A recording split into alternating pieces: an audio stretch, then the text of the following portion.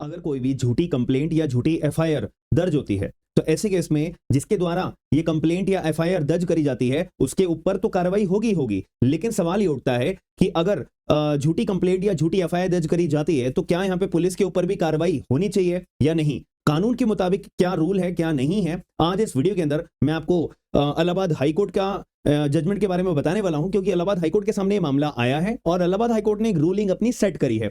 तो आज इस वीडियो के अंदर हम ये बात को जानेंगे। तो नमस्कार दोस्तों, मेरा नाम है आयुष और आप देख रहे हो स्मार्ट एंड लीगल गाइडेंस। तो सबसे पहली बात, ये जजमेंट का नाम आपको मैं बता देता हूं, Uma Farwa versus state of UP and another 2026 का ये जजमेंट है। आपको ये डेट भी दिखाई दे रही होगी, डिलीवर हुआ है 14 जनवरी 2026 को और जजमेंट अपलोड भी 14 जनवरी 2026 को हो गया था। बहुत सिंपल तरीके से मैं आपको पूरी की पूरी कहानी समझाऊंगा, बहुत इंपॉर्टेंट है, याद रखिएगा। सबसे पहली बात आपको मैं थोड़ा सा डिटेल में बता देता हूं। सेक्शन नंबर 504 और सेक्शन नंबर 507 ये आईपीसी की धाराएं हैं। तो ये जो धाराएं हैं, अब आज के जमाने में अगर मैं बात करूं ये आईपीसी का है तो सेक्शन नंबर 351 और 352 की मैं बात कर रहा हूं बीएनएस के अंदर, भारतीय न्याय संहिता। ठीक है, अब ये नया कानून के अंदर ये वाली धाराएं हमारी बोली जाती हैं। तो दोनों का मतलब सेम है कि अगर कोई व्यक्ति मेरे सोशल मीडिया पे मेरे खिलाफ गलत गलत बातें बोलता है तो मेरी इंसल्ट करता है यानी डिफामेशन करता है, ठीक है, या ये 504 की धारा हो गई, 352 की धारा लग जाएगी बीएनएस के अंदर। और दूसरी बात, अगर कोई मेरे को धमकी देता है कि तुम्हारे को मैं जान से मार दूंगा या कोई भी तरह की क्रिमिनल इंटिमिडेशन करता है तो 507 की धारा, 351 की धारा यहाँ पे लग जाती है। ठीक है, आईपीसी की भी धाराएं बता दी है मैंने आपको, बीएनएस की भी। मुद्दा ये आता है कि भाई यहाँ पे इन धाराओं के ऊपर क्या एफआईआर दर्ज हो सकती है क्या? मेन मुद्दे की बात ये है। तो इस केस के अंदर जो मैं आपको ये बता रहा हूं, Uma Farwa versus state of UP का 2026 का ये जजमेंट डिलीवर है। तो इसके अंदर क्या हुआ था, पुलिस ने इन धाराओं के ऊपर एफआईआर दर्ज कर दी। एफआईआर दर्ज करने के बाद यहाँ पे चार्जशीट जमा करी जब मैजिस्ट्रेट के पास में, तो मैजिस्ट्रेट के पास में जब चार्जशीट जमा करी, हालांकि क्लोजर रिपोर्ट फाइल करी थी, पुलिस ने ये बोला है कि जैसा साहब इन अपराधों जो ये हमने अपराध दर्ज हुए हैं, एफआईआर जो दर्ज करी है ना, इसमें कोई केस नहीं बनता है, क्लोजर रिपोर्ट यहाँ पे हम फाइल करते हैं। तो यहाँ पे आपके लिए एक नॉलेज की मैं बात बता रहा हूं, जब यहाँ पे क्लोजर रिपोर्ट पुलिस के द्वारा फाइल करी जाती है मैजिस्ट्रेट के पास में, ये बात बोलते हैं कि साहब आप केस को बंद कर दीजिए, तो जो अपने आप में कंप्लेनेंट होता है, जिसको इन्फॉर्मेंट बोलते हैं, जो एफआईआर दर्ज कराने के लिए आता है तो उसको इन्फॉर्मेंट बोलते हैं। तो इन्फॉर्मेंट के पास यहाँ पे इस स्टेज पे एक अधिकार होता है जिसको बोला जाता है प्रोटेस्ट पिटीशन, जिसको बोला जाता है प्रोटेस्ट पिटीशन। अब प्रोटेस्ट पिटीशन पे वो पुलिस की क्लोजर रिपोर्ट को चैलेंज करता है और अपने तथ्य रखता है कि जैसा पुलिस ने इन्वेस्टिगेशन ढंग से नहीं करी है और पुलिस गलत बोल रही है या पुलिस की क्लोजर रिपोर्ट में बहुत सारे लूप होल्स हैं, ठीक है, वगैरह वगैरह। तो अगर प्रोटेस्ट पिटीशन में इन्फॉर्मेंट की बात में दम लगता है तो मैजिस्ट्रेट साहब क्या करते हैं, इस चार्जशीट को या क्लोजर रिपोर्ट को रिजेक्ट करते हुए और अपना कॉग्निजेंस ले लेते हैं, अपना कॉग्निजेंस ले लेते हैं। अब यहां पे बहुत इंपॉर्टेंट बात आ जाती है जो इलाहाबाद हाईकोर्ट ने बहुत अच्छे तरीके से क्लैरिफाई करा है। क्या होता है कि एक बात बताओ, पहली बात तो क्या इन केसेस पे एफआईआर दर्ज हो सकती है? अब कौन से केसेस पे एफआईआर दर्ज हो सकती है? केवल और केवल कॉग्निजेबल मुद्दों पे एफआईआर दर्ज होगी। ठीक है, कॉग्निजेबल मुद्दों के ऊपर एफआईआर दर्ज होती है। बट भाई ये जो धाराएं हैं तो कॉग्निजेबल नेचर की है ही नहीं, ये तो अपने आप में नॉन कॉग्निजेबल ऑफेंस के नेचर की है। और नॉन कॉग्निजेबल ऑफेंस में तो एनसीआर नॉन कॉग्निजेबल रिपोर्ट अपनी दर्ज करने के बाद में अपने कंप्लेंट मैजिस्ट्रेट के पास फाइल करी जाती है, और जब मैजिस्ट्रेट के पास जब अपनी कंप्लेंट फाइल करी जाती है तो कंप्लेंट प्रोसीडिंग्स चालू होती हैं। कंप्लेंट प्रोसीडिंग्स चालू होती है, जो हमारा चैप्टर नंबर 16 भारतीय न्याय संहिता का 223 से लेकर 226 के अंदर बताया हुआ है। लेकिन मैजिस्ट्रेट साहब ने जब यहाँ पे कॉग्निजेंस लिया था, ठीक है, कॉग्निजेंस लिया था, तो यहाँ पे section number 210 clause number 1 sub clause B police report के आधार पे कॉग्निजेंस ले लिया था। तो मैजिस्ट्रेट साहब ने यहाँ पे बहुत बड़ी गलती कर दी, जो सबसे बड़ा लीगल ब्लंडर शुरू हो गया था। सबसे बड़ी गलती ये कर दी थी कि भाई पहली बात तो मैजिस्ट्रेट साहब जब आप इसको कॉग्निजेंस ले रहे हो प्रोटेस्ट पिटीशन को, तो यहाँ पे तो कानून का रूल ये है ना कि प्रोटेस्ट पिटीशन को एज अ कंप्लेंट माना जाता है, और कंप्लेंट मानते हुए जो इन्फॉर्मेंट होता है उसको एज अ कंप्लेनेंट मान लिया जाता है। और जब कंप्लेंट के प्रोसीडिंग्स में आप जब कॉग्निजेंस लेते हो तो यहाँ पे तो section number 210 clause number 1 sub clause number A के आधार पे आपको कॉग्निजेंस लेते हुए कंप्लेंट प्रोसीडिंग चैप्टर नंबर 16 के अंदर शुरू करनी चाहिए थी। लेकिन मैजिस्ट्रेट साहब आपने तो अलग ही कहानी शुरू कर दी यार।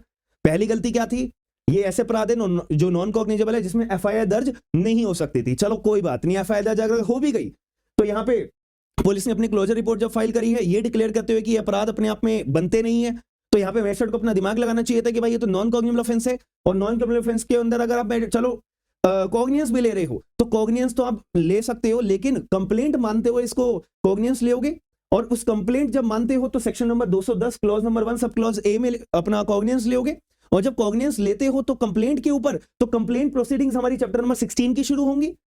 लेकिन मैजिस्ट्रेट ने यहां पे ये गलती करी कि इसको पुलिस रिपोर्ट के आधार पे कॉग्नियंस ले लिया और अपना इन्वेस्टिगेशन वाला जो कॉग्नियंस होता है वही अपना प्रोसीजर शुरू कर दिया, जो कि सबसे बड़ा ब्लंडर बनता है। तो यहाँ पे इलाहाबाद हाईकोर्ट ने क्लैरिफाई करा है कि जो चीफ जुडिशियल मैजिस्ट्रेट थे जिन्होंने ये गलती करी है मतलब कॉग्नियंस के दौरान, तो ऑनरेबल जो हमारे इलाहाबाद हाईकोर्ट साहब थे उन्होंने ये बात क्लैरिफाई करी है कि ये बात जो है ये गलत है, और ये बात और यहाँ पे डायरेक्ट कर दिया है कि भाई ये बात इस तरीके से आपको जो है अपना केस का आगे कॉन्टिन्यूएंस में या कमेंसमेंट करना पड़ेगा, और चैप्टर नंबर 16 के तहत आपको कमेंसमेंट करना पड़ेगा।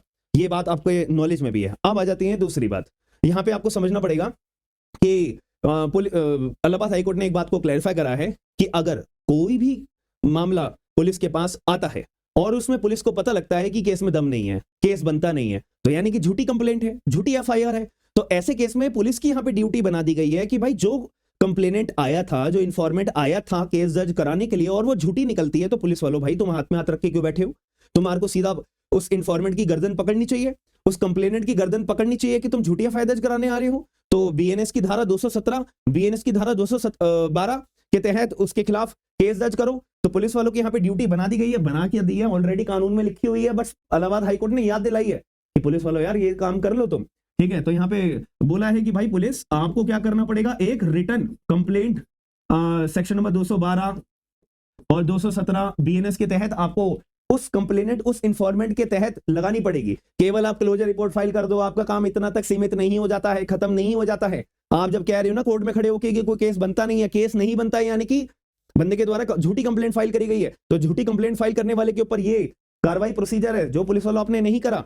अगर पुलिस वाले ये कंप्लायंस नहीं करते हैं तो पुलिस के ऊपर यहाँ पे कॉग्नियंस लिया जाएगा, पुलिस के ऊपर यहाँ पे दावा पेश करा जाएगा, प्लस डिपार्टमेंटल प्रोसीडिंग्स पुलिस वाले के खिलाफ होंगी और पुलिस वाले को सस्पेंड करा जाएगा। ये इलाहाबाद हाईकोर्ट ने क्लैरिफाई बहुत क्लियर रूप से करा है। ये बहुत इंपॉर्टेंट पुलिस की ड्यूटी यहाँ पे बना दी गई है। हालांकि ऑलरेडी ड्यूटी है, लेकिन पुलिस वाले ये काम करते नहीं है, क्योंकि इसमें ये मेहनत वाला काम होता है ना, और आप जानते हो, ठीक है, कि यहाँ पे फिर कंप्लेंट, रिटर्न में कंप्लेंट फिर कोर्ट में लगानी पड़ेगी, फिर कंप्लेंट प्रोसीडिंग्स यहाँ पे शुरू होंगी। कंप्लेंट प्रोसीडिंग्स में बहुत लंबा प्रोसीजर होता है, अब इस वीडियो के अंदर बताना सही नहीं होगा।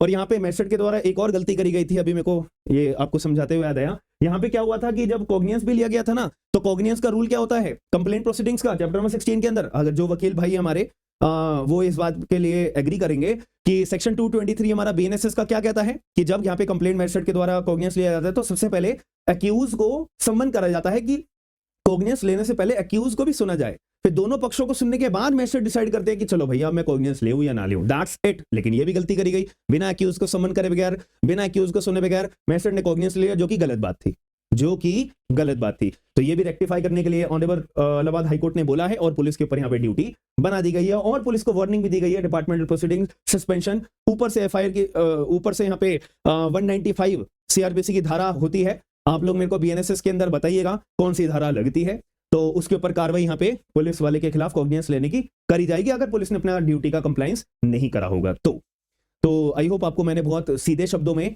बहुत ही ज्यादा ये वो लोग समझ पाएंगे वीडियो जो अपना वकालत कर रहे हैं, जो वकील लोग भाई है हमारे, और जो लॉ स्टूडेंट हैं जो एग्जाम की भी तैयारी कर रहे हैं, वो बहुत आसानी से ये प्रोविजंस को समझ पा रहे होंगे। तो अगर आपको ये बात समझ में आई है तो वीडियो को लाइक जरूर करिएगा, और अपना कमेंट बॉक्स के अंदर बताइएगा कि आपको मेरे द्वारा जो बताई हुई डिटेल्स है वो समझ में आई है या नहीं आई है, और आप लोग क्या मानते हो कि आपके एरिया में अगर आप प्रैक्टिस करते हो एज एन एडवोकेट, तो क्या पुलिस इसका प्रोविजन का, रूल का अपना कंप्लायंस करती है या नहीं करती है। झूठी कंप्लेंट आती है तो भाई इसका मतलब क्या, अगर ऑफेंस नहीं बन रहा तो ठीक है भाई, यहाँ पे क्लोजर रिपोर्ट फाइल होगी, लेकिन जिसने कंप्लेंट करी भाई उसके खिलाफ भी तो केस दर्ज करो कि यहाँ पे पुलिस का टाइम बर्बाद करा, कोर्ट का टाइम बर्बाद करा। जितना टाइम पुलिस वाले ने ये ढूंढने में लगाया कि केस नहीं बनता है, उतना टाइम वो जेन्युइन केस पे लगाती तो सही रहता ना। तो झूठी कंप्लेंट की वजह से टाइम बर्बादी हुई है, तो आपके खिलाफ कंप्लेंट भी तो, केस भी तो दर्ज होना चाहिए झूठी कंप्लेंट फाइल करने की वजह से। That's it.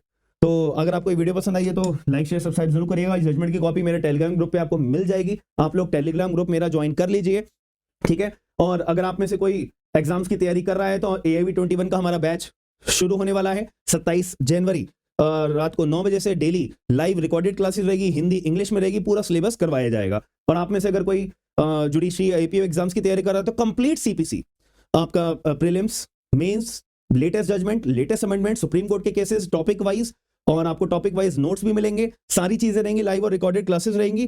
तो 21 जनवरी से हमारा बैच शुरू हो रहा है 6 बजे। आप लोग अगर ज्वाइन करना चाहते हो तो बस आपको एक ही काम करना है, smart and legal guidance application download करनी है, जो एंड्रॉइड, iOS, लैपटॉप यूजर्स हर जगह अवेलेबल है। सभी के लिंक्स आपको डिस्क्रिप्शन बॉक्स के अंदर मिल जाएंगे, एक बार चेक जरूर करिएगा। बाकी मिलते हैं नेक्स्ट वीडियो के अंदर। थैंक यू, धन्यवाद।